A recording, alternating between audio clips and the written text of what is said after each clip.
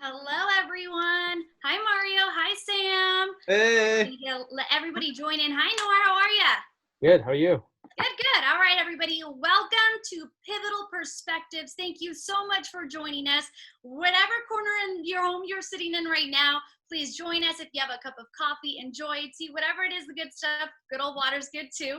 Welcome again. Thank you all for joining us. And thank you, Mario and Nora. We're going to do some introductions shortly, but I want to get started with what we're here for, which is Pivotal Perspectives. We're going to have a really good conversation about things that really matter here in our community. So welcome. I'm going to introduce myself first. My name is Vianey Arana. I am a weather anchor and reporter for NBC Bay Area and a Telemundo 48 contributor. So thank you so much for having me. I will be your moderator tonight for this amazing panel. I've already met these guys behind the scenes. They're all really cool, so you guys are going to want to definitely listen to what they have to say. All right, so let's get started. If you don't already know, Pivotal is a local Silicon Valley nonprofit that helps young people here in the Bay Area in foster care get ahead in life, whether that's supporting them through education or employment. It's all things that are really important, not just for the community, but really for everybody involved. It makes a big difference. They work with students here in Santa Clara, San Mateo County, and then continue working with them through college as they prepare to become successful individuals, much like the ones that you're going to meet here in the screens. I know normally we would say welcome to the set, but this is our set today. This is sort of our new normal, right? At least we get to be a little bit comfier. Yeah, so you get to see some behind the scenes into people's homes. I think it's kind of cool. Now, a little side note as well. If you didn't know, Pivotal has awarded over $3 million for students in foster care with meaningful internship opportunities. And I know those do make a difference. I started my career in internships, so that certainly helps. So I'm excited to share really the screen with all these amazing guys. So let's get started. I'm going to introduce you. We have, depending on where you're looking at in your screen, but Samantha Hernandez, I'm going to say it in Espanol. In one corner, we've got Mario Keener in another, and then Nor, we practice this last name, right? It's important because it's definitely going to be one of those where I don't want to mess it up. So Nor Flanagan Almasawi. Did I get that right, Nor? Yeah. Okay, great. Okay, so let's get started, Sam, with some self-introductions. Go for it. Hi, Awesome. Hi, everyone. everyone. Nope, sorry, Sam. Or Yes. actually, there we go. You know what? Let's get started with Mario. Mario, go for it. I went a little off script there. Hi, everyone. My name is Mario Keener. I first entered the foster care system when I was 4, and again when I was 15 years old. It was both times were due to my parents using drugs, and unfortunately, it resulted in my father being deported to Mexico. Eventually, I met Pivotal when I was in the children's shelter on Union and Kerner, and that was back when I was 15 years old. They helped me go to San Jose State University, where I graduated at 2012, and eventually I went to probation as a juvenile corrections officer, where I am hoping to help youth facing similar problems as me. All right, thank you so much for that amazing introduction. All right, Sam, take it away. Awesome. Hi, everyone. So I joined the foster care system when I was 2 until the age of 21, thanks to AB 12. And I met Pivotal when I was a senior in high school. So I got a lot of support from them my last year of high school and throughout my 4 years as an undergrad at San Jose State too. And I'm happy to be here. Yeah, thank you for joining us. We're happy you could join us too. All right, go for it, Nor. So I want to start off by thanking everyone for making it to this call and wishing you Ramadan Kareem, whatever you are. My name is Noor Flying and Musawi, like you mentioned. Entered foster care when I was 16. I met Pivotal when I was about to enter college. They're an amazing group of mentors who helped me throughout college. I now work at Accenture. I graduated from Arizona State in 2018. I'm a son to family I wasn't born into, but nonetheless, they're an amazing family. Perhaps they're my foster family, technically, but they're just family to me, and I love the Flanagans. All right, thank you so much. And we're going to dive deeper into the amazing stories of all three of these individuals. And I also want to invite the audience and remind you all that you have a chance to ask your own questions in the Q&A chat box. So if something pops up in your head as you're listening to Sam or Mario or Nor, feel free to type it in the chat box. And then we're going to get to that Q&A at the end of this panel. So we're going to circle back around. And hey, if you've got a question in Espanol, I can always translate that for you too. So let's get started. All right, we're going to start out with Sam. And Sam, I know you had mentioned that you entered foster care at the age of 2. Can you talk to us a little bit about what that was like, and especially in your high school years? You know, teen years can already be rough as it is. So I'll let you go ahead and go from there. Yeah, so since I can remember, I've been part of the system. And even though I didn't grow up here in the United States, I actually grew up in Mexico and came back when I was 11. This is why I have my beautiful accent that I embrace now. In high school, it was definitely difficult because I came back entering to my first foster home ever, coming back to San Jose. So wanting to fit in and carrying a lot of what people thought about me, I had to create a lie, like one lie after the other, to who I was living with. How come the family members I lived with didn't look like me, or we didn't have the same last name? So that was very difficult as a high schooler, right? Who barely spoke English, who knew I wanted better for myself. And I just grateful that Pivotal came into my life when I was in high school, my last year of high school, because I was very confused of what I wanted to do. And I just needed that extra support. And I definitely got that from, Pivotal and the coaches and all the staff. So, yeah, I'm happy that they found me, because they found me. I don't know how it happened. They just know where we're at. So, yeah. And I'm happy that you were able to get that support. And, I can only imagine, coming here, not knowing the language, that's a barrier within itself. So, creating that support system, whether it's from one individual or, many, it really helps make a difference. So thank you, Sam, so much for that. I love your accent. I think it's amazing. Me encanta tu acento. I don't even hear an accent. ¿Cuál acento? So I love that. Thank you so much for sharing. And we're going to come back to you as well in a sec to keep chatting with you. All right. So now we're going to head on over to Mario. And Mario, you chose a profession, that can definitely have its own difficulties, as a probation officer. Can you talk to us about that? Well, the reason I chose to be a probation officer is to help the youth that are facing similar problems that I had. I feel like I had a unique experience in my childhood that I wanted to try to give back to the youth in my community. But I also have a disabled older brother, and I have 2 younger sisters who try to look to me as a role model. So I try to be as a positive role model for them as I can. So it really drove me to be a probation officer and try to help not just my family as a role model, but the community around me and the kids that I live around. Yeah, I can definitely imagine. I mean, having surrounding yourself with youth and younger kids as you get older, is you really start to realize what big of an influence you can easily have on somebody, right? When toddlers start repeating words back to you, it only gets even greater as you get older, right? If they see something positive, they want to help spread that positivity. So I think that's a great career that you have chosen. Definitely. All right. So thank you, Mario. Okay, let's get to Noor now. Let's see. I'm going to continue the conversation. You had mentioned your amazing foster family, basically your family. I'm just going to say family, right? Can you tell us a little bit about how you met and how you grew so close? Yeah, so back in high school, I met this high school teacher who was also a wrestling coach, and he was one of the sweetest people I've met. At the time, I wasn't speaking the language. He was always nice to me, had a smile on his face, always forgiving. And after a while, we lost touch. During that period, I was placed into foster care. My mother couldn't really care for me. She was abusive. She was dealing with mental health issues, different personality disorders, homesickness. And once he knew about my situation, he took action, quick action, I would say, swift action, and asked my mother to let me move in with him. And I did. And I became part of his family. And with the stable home that I had and with the stable family that I had, I was able to get my life together, attend therapy, get my driver license, and graduate high school. Wow. Whew.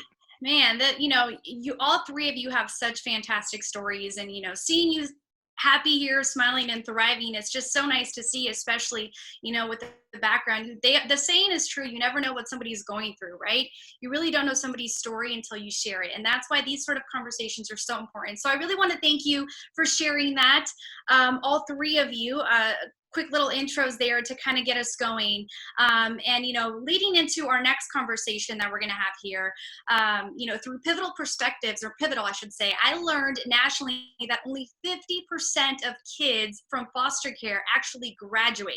Now, imagine throwing in something like a language barrier, much like Sam, Nor, and Mario, you know, that can make that even tougher. Now, as far as college, and only 3% earn a college degree. So imagine that, only about 50% of kids in foster care graduate, and only 3% earn a college degree. So you guys are doing amazing. And I wanna lead this into all three of you being pivotal scholars, which is what has brought all of you here today to share your stories. So I wanna get started with Mario. Go ahead, Mario.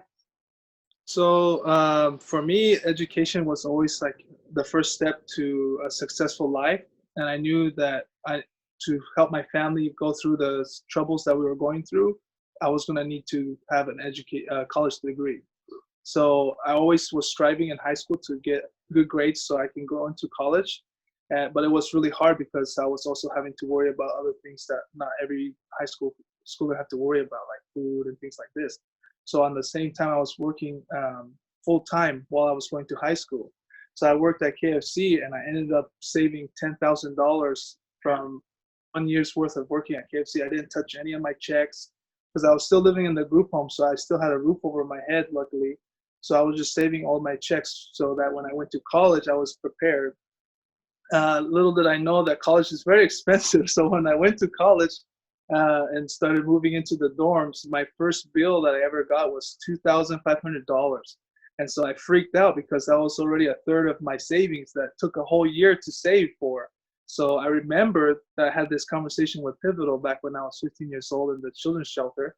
And luckily, I'm very, I hoard all the things that I get. I don't know if also you like that or not, but I have boxes full of cards, business cards people give me. And yeah. At Pivotal's card still, and so I called them and I asked them, like, is there still an opening that I can apply for to get some assistance? And thank God there was, and I was able to get the scholarship that helped me so much. So wow, yeah, those college bills can definitely be scary. So, but you know what, I want to give you major props for saving $10,000, especially as a young person. You know, you worked for that and you saved it, and that's an incredible feat on its own. And that's great. That's definitely something that some of these people could take away. If there's young people watching us, or you know, those who support others, saving is key, especially right now. So if you're able to save. Thank you so much, Mario. All right, now let's go ahead with Noor. So tell us a little bit about your education. Yeah, so I learned education was important at a very young age. As a former refugee, I learned that a person can lose everything precious and priceless they have in a single moment: their homes, whether it's their homes, whether it's their family members, whether it's even the rights that make them human. They can lose all that. The only thing they cannot lose is their education. And that's why I found it imperative to pursue and attain higher education. It's the only way, honestly, to ensure more prosperous future and more prosperous lifestyle. As an immigrant, I did not speak the language. I did not comprehend much of everyday social interactions. And I wasn't comprehending as most students did. And given all these challenges I had, there were many times when I wanted to quit and did not make school priority, honestly. But I'm grateful to all the people that saw that I could do great things and helped me see that in myself. Pivotal resources helped me overcome lots of obstacles, connecting me with coaching and tutoring services, internship opportunities, and even scholarships. My academic mentor at the time was so helpful that they went out of their way to get me approved for additional tutoring hours every semester. Pivotal was relatively a small nonprofit at the time, which I would argue is no longer the case. Still, they have not lost their authenticity. All of their people were fun, loving, caring, and this helped me feel at ease every time I wanted to reach out for help. These things were really important to have when dealing with foster youth, because most foster youth deal with horrific have dealt with horrific circumstances in their lives before. And there are many triggers that could push them away, and Pivotal were just instrumental in helping out with various things throughout my college career. And so they helped me understand how important college is. Yeah, and and part of helping those understand the importance of college is like you were saying, with the language barrier and having that support system. I mean, it is rough. English is also my second language, so I feel for all three of you. And I was blessed with my own support system in its own way, but having a somebody who you can really count on makes a big difference. So thank you, Nor, for sharing that. And pivoting off of education, which is probably one of the biggest things, I want to get back into a couple of other factoids that you guys might not know about, for those of you watching, that are important as we're continuing to have these conversations and you're getting to know Mario and Sam and Nor.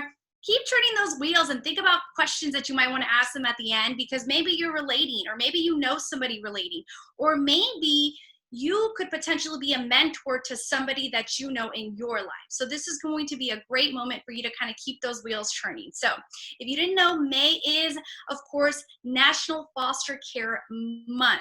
And this May is very different than anything that I've ever experienced. Yeah, we're sheltering at home. We've got different changes going on. We've had to make our homes gyms, which, by the way, I have a gym corner that I have not used. So if you're guilty like me, then that's okay. Look, do what you need to do to make you feel good. If that means chilling and hanging out, that's cool too. But we have some kids and some foster kids who might be listening now that might be at home and group homes, and it's a new reality for us here. So we're trying to make the best of the situation and remain positive. But I can imagine how there could be some difficult times and some moments where you feel like you're going stir crazy. So what advice for all three of you? I mean, we're literally looking inside Mario's home, Nora's home, and Sam's home.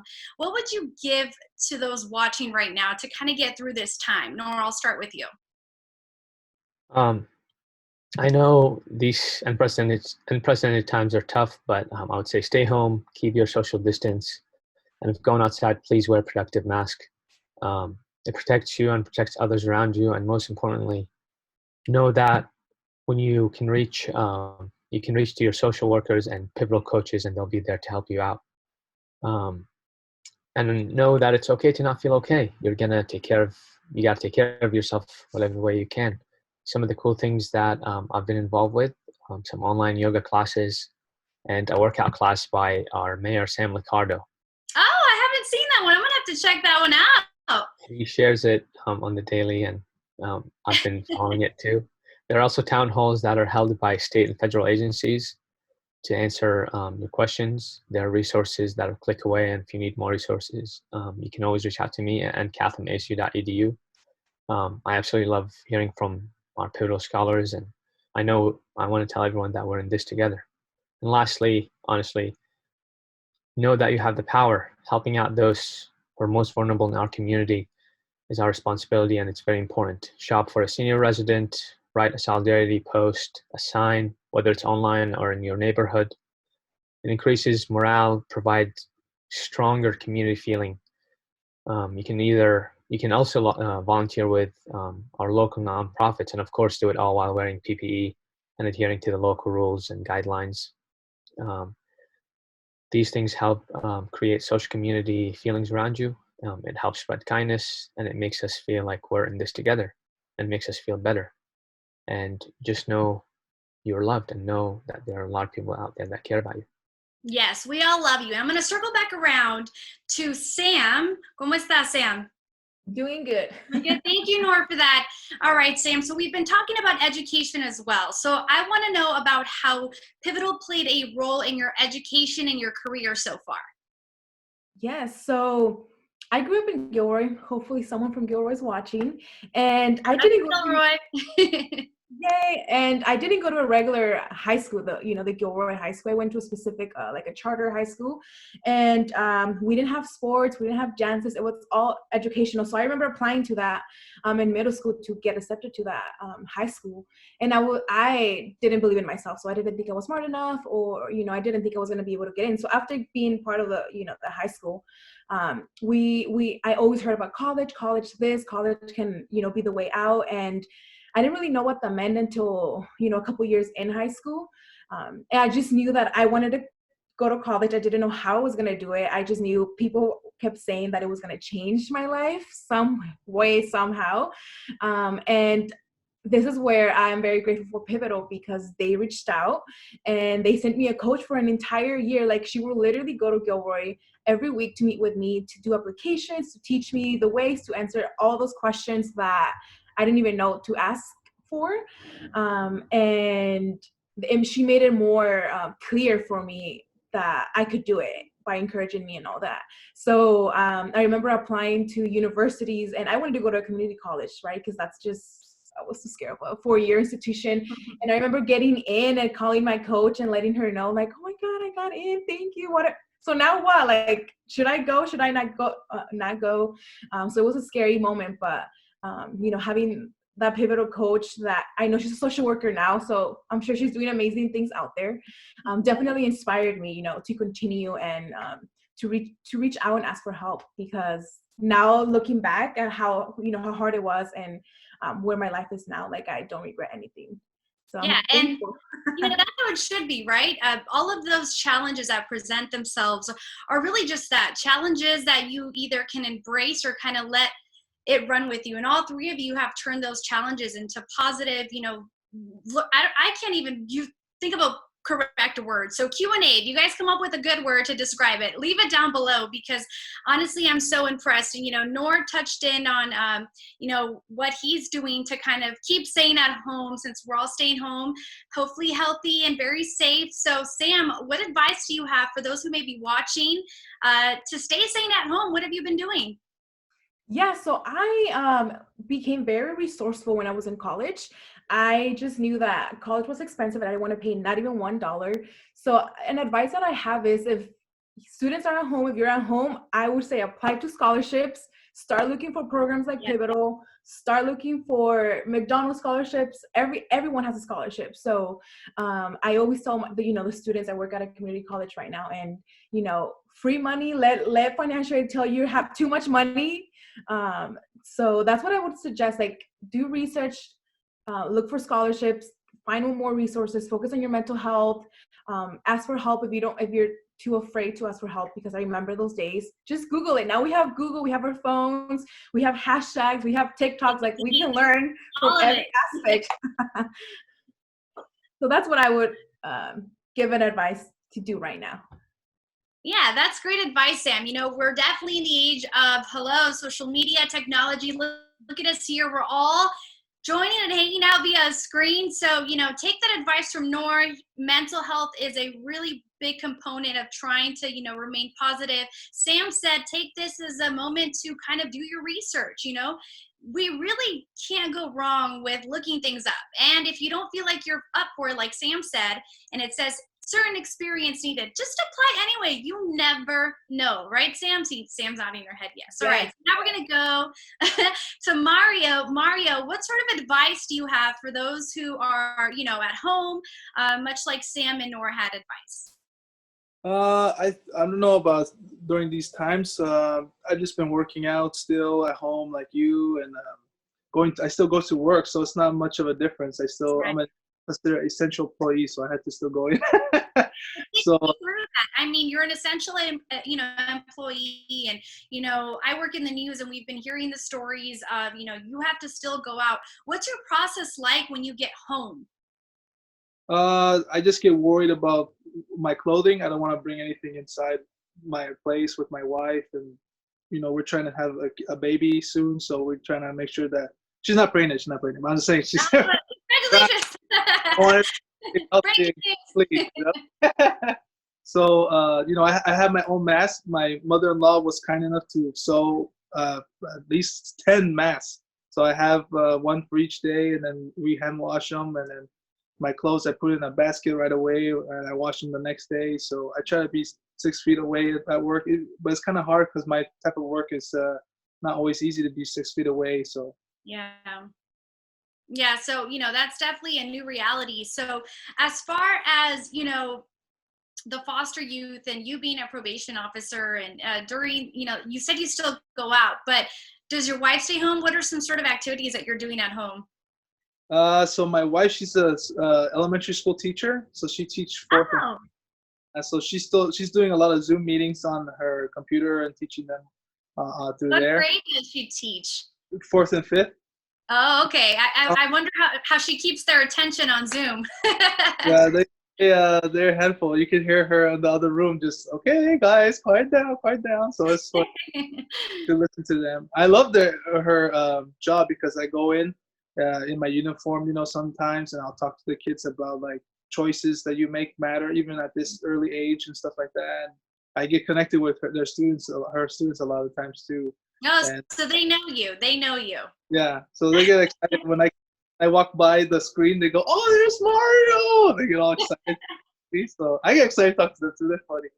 But yeah, it's pretty much the same. Other than that, she's restless. She wants to go out and go to the park or something. But we're just trying to be safe and stay inside for now. Yeah. Well, that's definitely, one of those things where it's been about, I want to say over 2 months, but we're all adjusting. So at least it seems like, when you try to get into a pace of things, it goes a lot smoother. But Mario, thank you so much for still going out there and fighting the good fight. And Sam and Nor, all the things that you have to do, all of us still have to go out to some capacity into the world. And as long as we're doing so safely and following all CDC guidelines and all that good stuff, hopefully, we'll remain positive and be okay through all of this. So thank you all three. And now I want to get to a different point because Mario, Nor, and Sam, there are some pivotal supporters watching us right now. So I would like to know what you would like to say to them. Mario, let's get started with you. Well, I just want to say thank you for everything. Back when I was 15 years old, life seemed so overwhelming, and going to college on your own without your parents to support you is very scary. And getting that $2,500 bill was very frightening. But with Pivotal and all the supporters, it was possible for me to get my degree. And without that support, I don't know where I would be right now. So I thank you very much. I'm a happier person because of all the support you guys have given us, and just thank you 1,000 times over.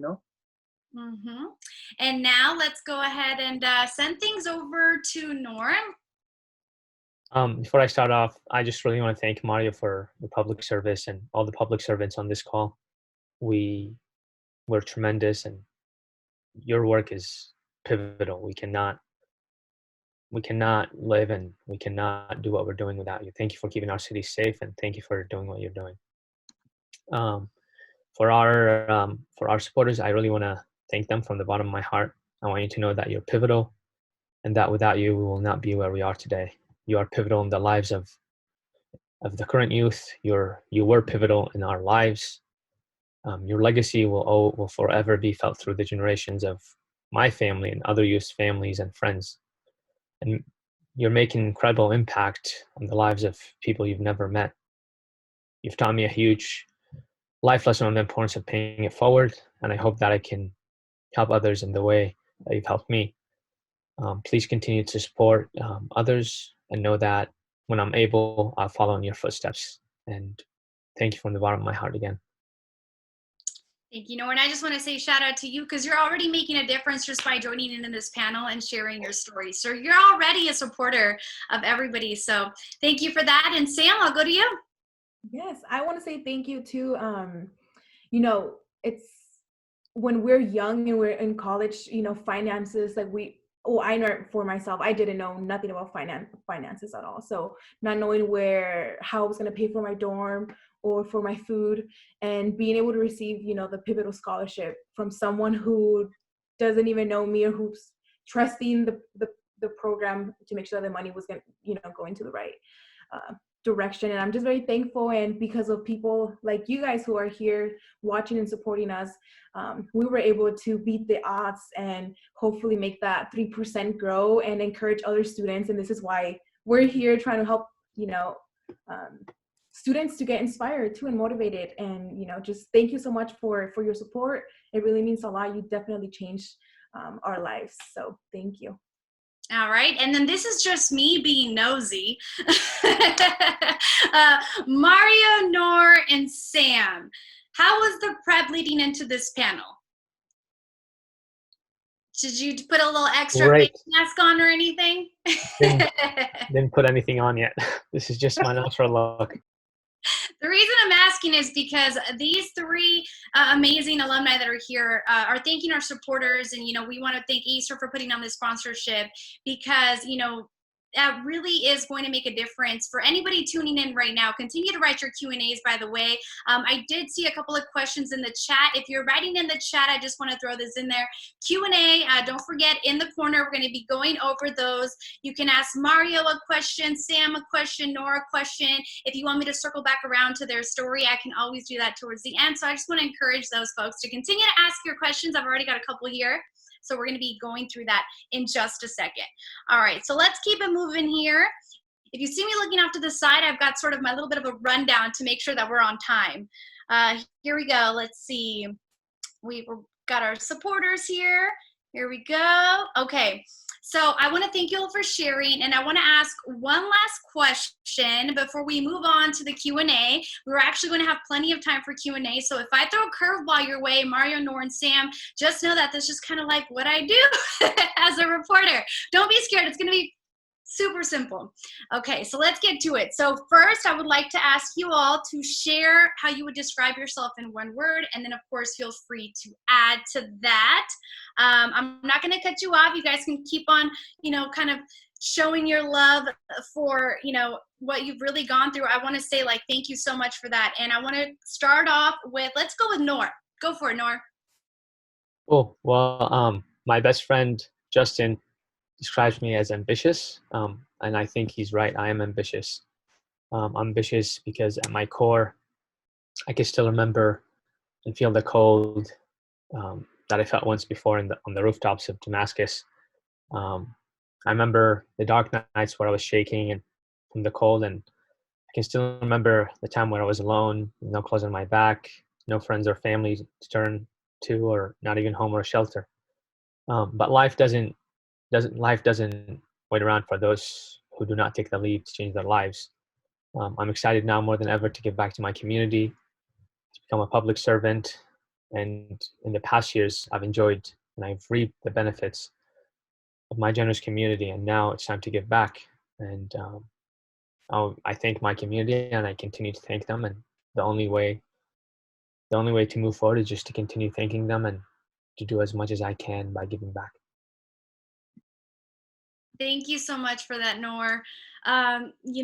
I mean, just honestly, hearing all your stories, I'm very curious to see what the Q&A is going to be like. So we're going to get to that in a sec. But Sam, I'll go ahead and let you describe yourself in one word, and of course, expand on that. Cuéntanos, chica.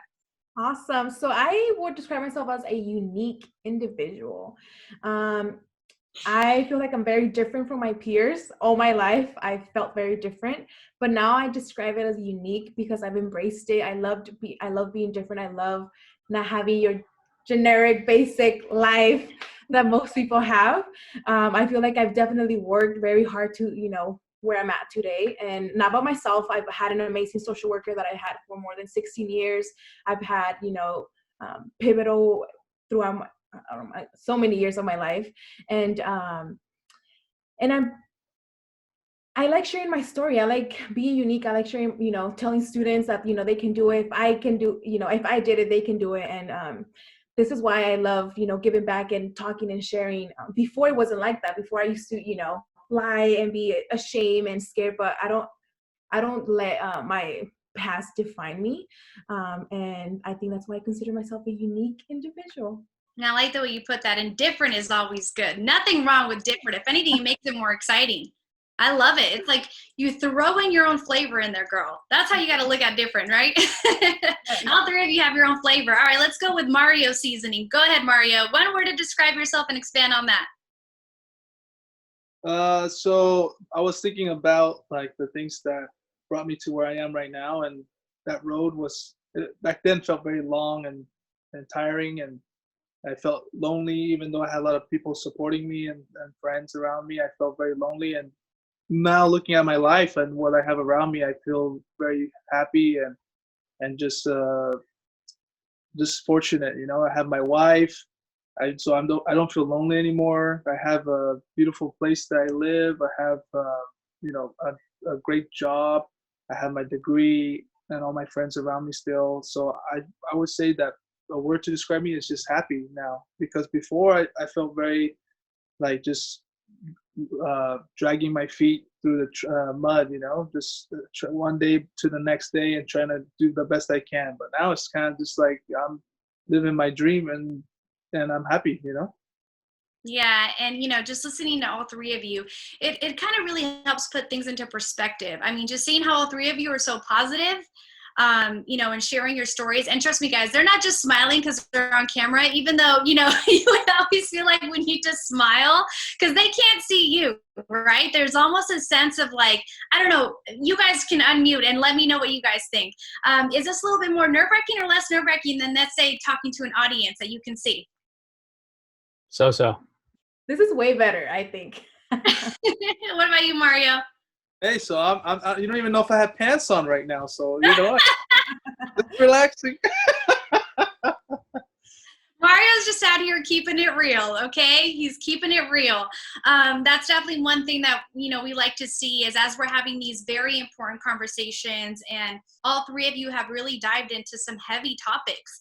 And it's not easy to talk about stuff like that. And, those are experiences that I want to be honest with you, some of these sound straight out of a movie. And that's kind of what people don't realize is these are real life scenarios. They're not just scripts. It's a script of your life. And, I want to thank all three of you for sharing that.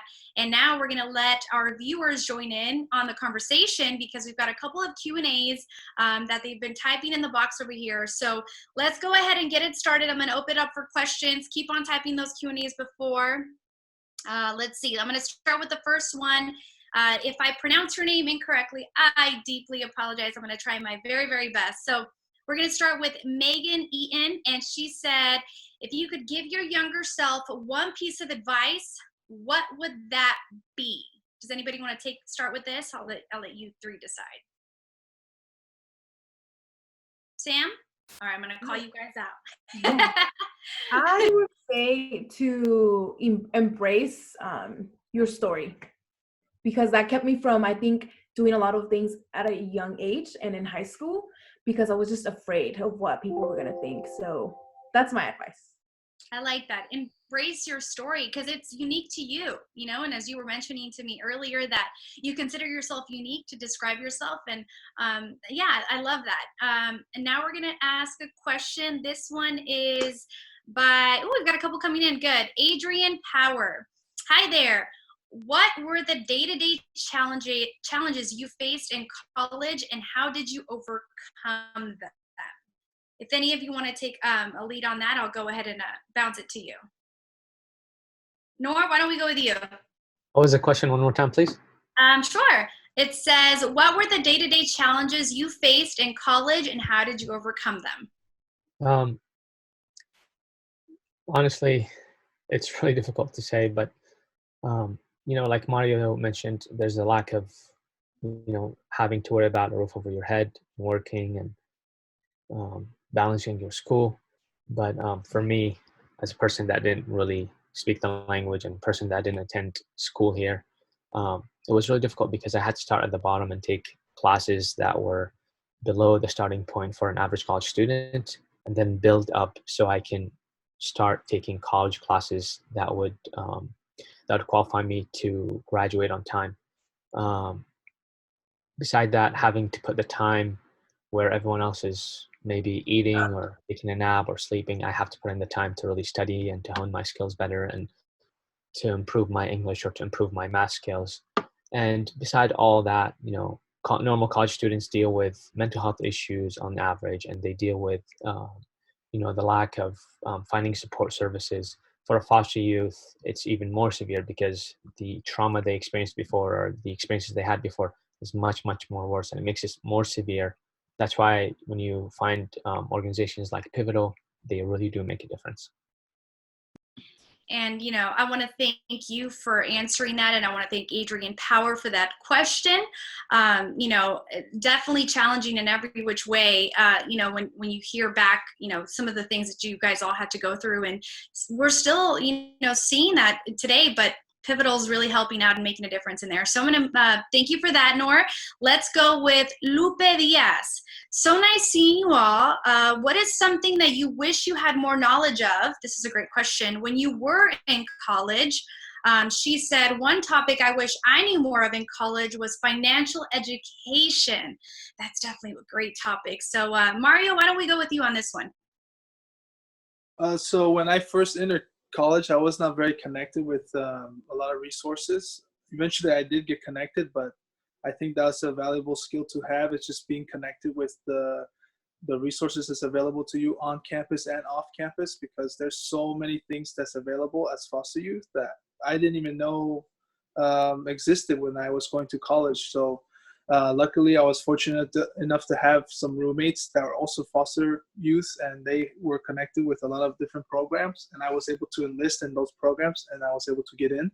So I would say just like Sam was saying, just go out there and start looking for different programs that's available right now, because you'll be surprised some of the things you qualify for, and it will help you with food, with rent, and things like this. So that's my that's how I would survive college as a foster youth. Thank you for that, Mario. And thank you, Lupe Diaz, for that question. Now we're going to go with Liliana. And she's asking, on your hardest days, what keeps you motivated? Great question. Does anybody want to take the lead on that? I'll do. I mean, honestly, after many of us surviving what we've gone through, and I don't think there's a bad day. It's just on to the next. And sometimes when you hear other people's problems, it just makes your problem so much lesser. And it's always important to keep in mind that there's always a better day, and looking forward to these better days always helps. Yeah, and that's a great point. And I'm happy to report that with better days, we've getting a little bit more sunshine and cooler temperatures. That's just my little weather forecast for the day. But we are tracking a little bit of rain this weekend. But if you're inside, you'll be cozy. All right. Thank you so much, Liliana, for that question and Nora for the response. Now let's go with Melissa Johns. And she says, what do you think are the most common misconceptions about foster youth? I'll leave the floor open to you three to see who would like to take the lead on that. Common misconception about foster youth. I think a lot of misconceptions about foster youth is that somehow it's their fault for being where they are. Like when I was trying to look for work, I remember I would tell the employer that, yeah, I live in a group home or I'm in foster care, and they would kind of give me a side eye like, oh, what did you do? You know, did you commit a crime or something? And so somehow I think some people think that it's their fault for being where they are. And I would not get hired at a lot of these places because they just had misconceptions about what foster youth were, you know. It was due to my parents abusing drugs that put me into foster care, not something that I did. So I think that looking at them as not as the people that's going out and causing problems, but that need help in their own situations. Yeah, and you know, and that's another important reason why we're having these conversations, to raise awareness. You know, foster kids aren't bad kids. You know, and I you know, go off of that, Mario, as well. And I think that is a common misconception. You know, I've heard that before as well. And it's just, you know, important to raise awareness and get people educated. That's the biggest power that we have, is education, and using your guys' experiences to educate others in a way where you know, it's definitely brought across the platform there. So thank you so much for answering that, Mario, and thank you so much, Melissa Johns, for that question. Now we're going to go to an anonymous attendee, and the question is it true that foster youth have to change schools a lot? Mario talked about his high school years and working. Did he have to change schools, and what was that like? Mario? So I know that a lot of foster youth have to change to multiple schools, and I was really trying to stay in the same school. So I fought and advocated for myself in the foster care system to stay in the same high school, because I knew the curriculum and I knew that was going to keep me on track to get my high school degree. So I told my social worker, I told anyone who was listening to me that I do not want to change high schools. I want to stay where I'm at. If I had to take the bus 10 miles away, 15 miles away, I'll do it. I'll wake up at 5 in the morning to do it because I want to get my high school degree. If I go to another school, I might not be able to catch up in time. They might be somewhere completely different. So I was fortunate enough to stay in the same high school, and it helped me a lot. But I don't know. I hear a lot of stories from my friends who were in foster care that they had 6, 7, 8 different schools. So, yeah, it's a common thing in foster care. And thank you for sharing that, Mario. And thank you, anonymous attendee, for that question as well. Now we're going to go to another anonymous question. This one is for Sam. All right, Sam, do you have contact with your family now? Did you lose contact with them when you were in the system? So I did lose contact when I was in the system, but of course, as soon as I turned 18, I reached out to my family members in Mexico. And now we have a nice, beautiful, healthy relationship where I can just go and visit. But when I was in the foster system, I didn't. So my family was my foster parents. And if you don't mind me asking, Sam, ¿de qué parte de México eres? I'm part from of Mexico? Juarez, Chihuahua, from the border of El Paso. Ah, El Paso. I used to work in El Paso. Oh, yeah. Me encanta El Paso. All right, Sam, thank you so much. And I'm so happy to hear that you've reconnected with your family. How are they doing? Are they doing well? They're doing well, just quarantining like all of us. Yes, and hopefully, thank goodness we can FaceTime now and do all that Zoom stuff. That's what I did for Mother's Day. I hope you all got a chance to see your moms, whether it was through the screen. All right, Sam, thank you for that, and thank you, Anonymous. All right, John has a great question. I'll let each of you answer this, and we'll start with Mario.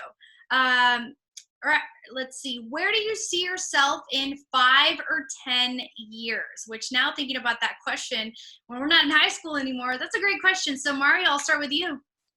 In 5 to 10 years, I hope to have my home and have my children already been born. It's pretty much it, really. I like I said, I'm happy right now where I'm at. I have a great job. I love my job. I'm trying to give back to the kids as much as I can. My wife, I have a beautiful wife, and so we're just both so fortunate and happy right now. So I'm just blessed. Hopefully I have more blessings with children. That's all I'm looking forward to with the house. Yeah, we're going to send good vibes and blessings your way, for sure. And now let's go to you, Sam. Sam, where do you see yourself in 5 or 10 years? I definitely want to go back to school in the next 5 years for sure. And I definitely want to be a homeowner. I don't know about in California, but somewhere. Girl, if you could dream it, you can achieve it. Right? But it is expensive out here. They got to work on that. Yes. And just watch my kids grow. Very nice. What would you go back to school for? I definitely want to get a master's in social work. Oh, very nice. I think that would be a great fit. I could see you doing something like that. Yes, thank you. All right, and also, let me think. If you could, so you said hopefully in California, but if you could pick a city in California to live in, where would that be? I think LA. LA. Yes, Do you have family and friends in LA, or why LA? I just love it. I go there a lot, and there's a lot of things to do. And then, yeah, I like it. You're like, I like it. I like it too, Sam. I love LA. My whole family's from Southern California. So thank you for that, Sam. And we know you're going to get in your master's program or your grad program, probably even a PhD at this rate, girl. All right, Nora. So we're going to go to you. Where do you see yourself in 5 to 10 years? I hope to grow more into my career and develop into a better person. I hope to serve the community in any way possible. And I want to become a homeowner myself as well, and further my education for sure. Something within law, probably seek a law degree and serve the community in that sense. And I think the most important part is always advocating for those that don't have voices. I think that's my life mission, and that's something I'm really passionate about. So I see myself advocating on behalf of those that don't have any voice. That's fantastic. And if you don't mind me asking, what would you pursue to further your education, and what would you be pursuing? I'll probably get a JD in international law that deals with communities and marginalized communities in specifics, and with refugees mainly. But there's a lot of people in my life who are on this call who are amazing mentors who still find the time to help out people that need help. And they only push me further and further to follow their footsteps and do continue the work they're doing. There we go. I am super excited to see where 5 to 10 years will take you all from now. When we look at it now, we're just lucky we know what day it is today, but it's always good to have a plan, right? And I want to apologize too. My dog started barking in the back, so if you heard Binks, sorry about that. All right, so now we're going to go to our next question. John Hogan, thank you for that. This is a great question. Let's see. He wants to know, are there any specific changes you would like to see from the foster care youth or foster care system? And I don't know if anybody wants to take a lead on this, or if I should just toss it to somebody. You tell me. I'll chime in. I think there's a lot of stigmas around foster youth, and the question earlier about foster youth and how are they mischaracterized. There's a lot of stigma when applying for a job, or when even having casual conversation with anyone. And once they know you're a foster youth, almost the glare out of their face just start to fade. It's really important for the foster youth agencies around the country to produce more promotional videos or more promotional information about fostering a kid in your home, or host a kid for you at your home who's a foster youth. I think that's very important. But beside all of these points, we in California have about 500,000 foster youth, I believe, either in California or in the country. And if we were to revolutionize these systems using products developed by our technology services here, it would help the foster youth move from city to city and receive the services they need, or from county to county, and not be jeopardized, and not have to wait when they're switching schools, which we know a lot of people who are in foster care switch schools. I myself had to switch school, and I had to wait out of school for about few months, 4 or 5 months, I would say. And it was really difficult just doing all of that and continuing to live your normal life as a teenager. So I would say just catch up to speed, and then reach out to a lot of innovative and disruptive people in the community to help revolutionize foster care system. Thank you so much, Nor, for that. That response. I definitely think that it's important to see contributions and see your guys' opinions, especially as alumni, and seeing the changes. Hopefully, in the future, everything gets better. That's always the hope that we like to see, right? All right, John Hogan, thank you so much for your question. Now we're going to go to Anonymous. What advice would you give youth that are reluctant to work with adults? This is a great question, because as you start getting older, they're like, you're not even cool anymore. If you've got any youth watching, calmate, I haven't downloaded TikTok. I'm getting there, okay? What advice would you give youth that are reluctant to work with adults trying to help during this time? Sam, let's go with you. Yeah, I think I would say definitely ask questions and see who you could trust. Because I know for me, I had trust issues with adults. I felt like they didn't wanted the best for me. And it took that one person that shared their story, or that made me feel comfortable. So I think I would just say ask questions to different adults, and then see their vibe, and see what, if you like what they're saying, and then stick to that one person that believes in you, and, reach out and ask for questions. And if either let's say you move out, or to a different place, or high schools, like, still, if it's a teacher, a social worker, case manager, definitely go back to that person that, you trusted, or you trust. Yeah, and I think you made a great point. I think clicking with somebody, whether it's an adult and you're a youth, and I can completely understand how it might be difficult to trust somebody. But like Sam said, vibing it out, making sure somebody has the best interest in you is really important. They're really looking out for you. So I know Sam, Mario, and Nora would probably be great mentors. So reach out to them. All right. So thank you, Anonymous, for that question. Connie Hernandez Robbins wants to know, besides the scholarship, what do you think are some key components of Pivotal that have impacted your success? That's a great question. Mario, let's go with you. So I think Pivotal helped me not just with finances with school, but also with just feeling more connected with people, because like I said, I was very lonely. And that time I was on my own. I felt very scared going to college and not having any support systems in place. And they were my support system. And a lot of the groups, Connie was one of the people on campus. So thank you, Connie. Thank you, Pivotal. I had a lot of help throughout the years in college, and all the people that connected me helped me get connected with more programs. So I just thank all of them. So because I was very much on my own, my group home didn't really believe in a lot of the different programs that were out there for foster youth. So I don't know if a lot of youth nowadays are experiencing not being connected with the programs that are out there. I see a lot of kids now involved in a lot of the programs, so I think that's changing. But back in my time, I was rarely connected with anything. I pretty much just stayed in the group home and then went to my job and school, and that was it. All right. Thank you so much, Mario, for answering that questions for us. And thank you, Connie, for your question. I appreciate all the questions coming in. So we have a couple more to get through. We've got only about 5 minutes left. So I'm going to ask that we keep these answers short and sweet if possible, so we can try to get to as many questions. You guys cool with that? Awesome. Okay. So now we're going to go to Nawal Haydar. I hope I said that right. When things seemed hopeless, what was one thing you held on to keep you going forward? Go ahead. Sam, you want to go?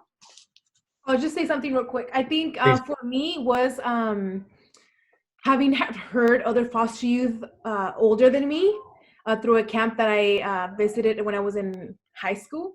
That kept me motivated. So it made me think that if they could do it, I could do it. And I think Mario was a camp leader, I think, when I was a student.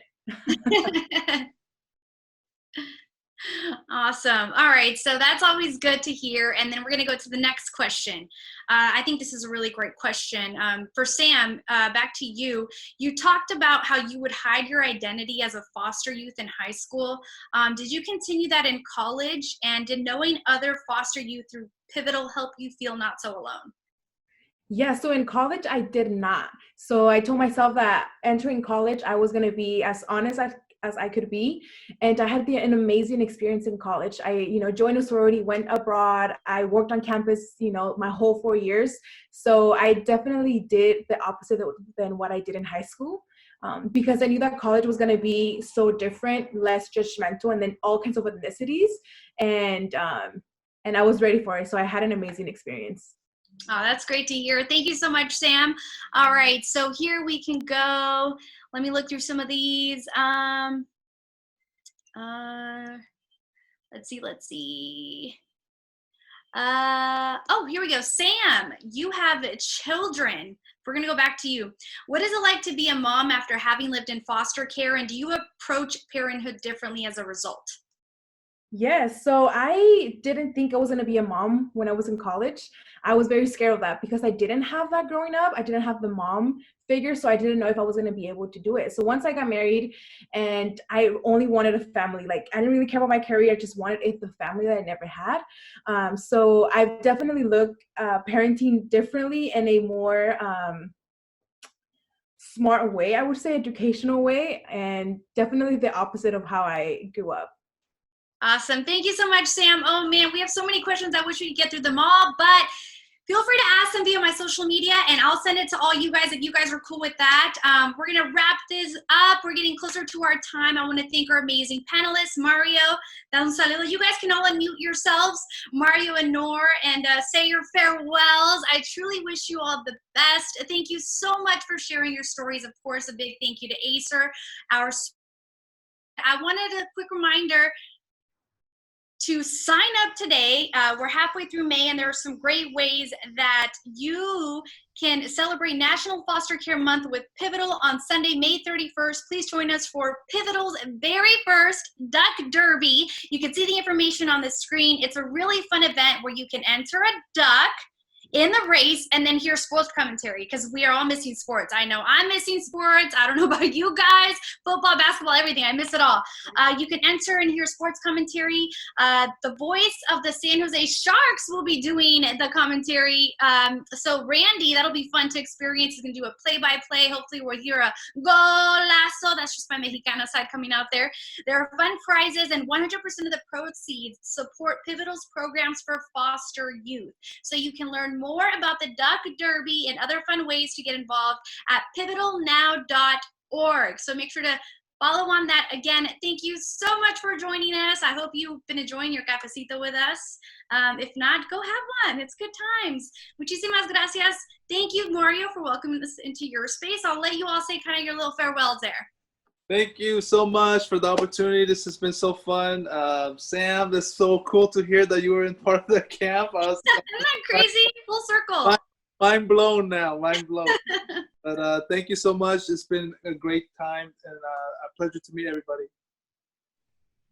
Yeah, thank you for watching. Thank you for everything. And yeah, hopefully we can do this more. So I want to hear about other alumni, not just us. There you go. Special invitation. If you're watching and you're an alumni, let's do this again next month. Norm. Yeah, thank you all for joining. And back to Noel, you joining this call and everyone else has been involved in this call makes us really want to continue to do what we do. And we're just so excited and happy to be here with you and sharing our stories. All loves and kisses and hugs to all of you. Please help out in whatever way possible, in whatever capacity, and you keep us moving forward. All love to you. That's right. Virtual hugs and kisses for everybody through the screen. Again, thank you so much for joining us. Muchísimas gracias. Make sure to head over to the Pivotal website to join in on that Duck Derby. I mean, come on, it's going to be duck racing with commentary. You gotta love it, right? You gotta love it. I wish I was good at play-by-play, but I'm not. That would not be good. But hey, join us in the conversation. If you have any further questions for any of these three guys, can we reach out to you again at a later date? Absolutely. You have my email. Awesome. Great. So make sure to send your questions if you have more to NBC Vienna Irana. Thank you so much for joining Pivotal Perspectives, and we're all going to wave farewell. Bye, everybody. Thank you for joining the conversation. Have a fantastic Thursday. See you guys.